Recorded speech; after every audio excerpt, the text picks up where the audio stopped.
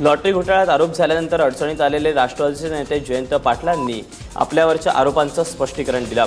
आपल्या मंत्रिपदाच्या कारकिर्दीत आपण राज्याचं कोणत्याही प्रकारचं नुकसान होऊ दिलं नसल्याचं जयंत पाटलांनी म्हटलं। सध्या जयंत पाटील अमेरिकेत असून एका पत्रकाद्वारे एबीपी माझाकडे त्यांनी हे स्पष्टीकरण दिलंय। 2 अंकी लॉटरीसाठी 3 वेळा निविदा प्रक्रिया राबवण्यात आली, मात्र एकच निविदा मंजूर झाल्यानं आता या सगळ्या संदर्भात आपल्यावरचे जे आरोप आहेत ते बेबुनियाद असल्याचं जयंत पाटलांनी म्हटलं। जयंत पाटलांनी स्पष्टीकरण देताना म्हटलंय की अमेरिका दौरा असल्यामुळे मला बातमी उशिरा समजली। माझ्या मंत्रिपदाच्या 15 वर्षांच्या कार्यकाळात मी कधीच राज्याचं आणि राज्यातील जनतेचं नुकसान होऊ दिलेलं नाही। आम्ही 2 अंकी लॉटरीसाठी निविदा प्रक्रिया राबवली आणि त्यास 2 ते 3 कंत्राटदाराकडून प्रतिसाद मिळाला। त्यामध्ये मेसुगल व दमाणी यांचा समावेश आहे।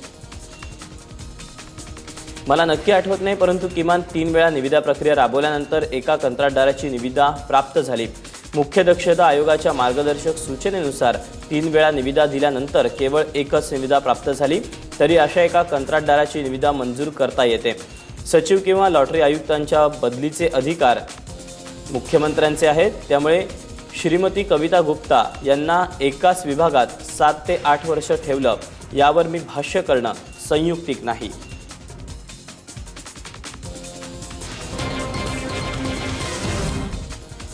ऑनलाईन लॉटरीच्या माध्यमातून महाराष्ट्रात अब्जावधींचा घोटाळा झाल्याचा गौप्यस्फोट माजी सनदी अधिकारी आनंद कुलकर्णी यांनी केला।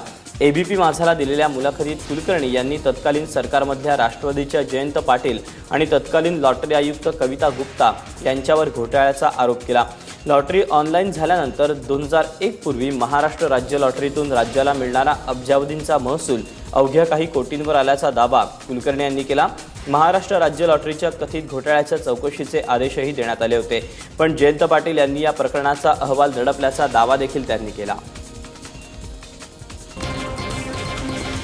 2 व्यक्तींशी मी बोललो आहे आणि त्यांनी कबूल केलं आहे की आम्हाला व्हाईट मनीची गरज होती, म्हणून आम्ही काय केलं की असे एजंट्स फिरत असतात।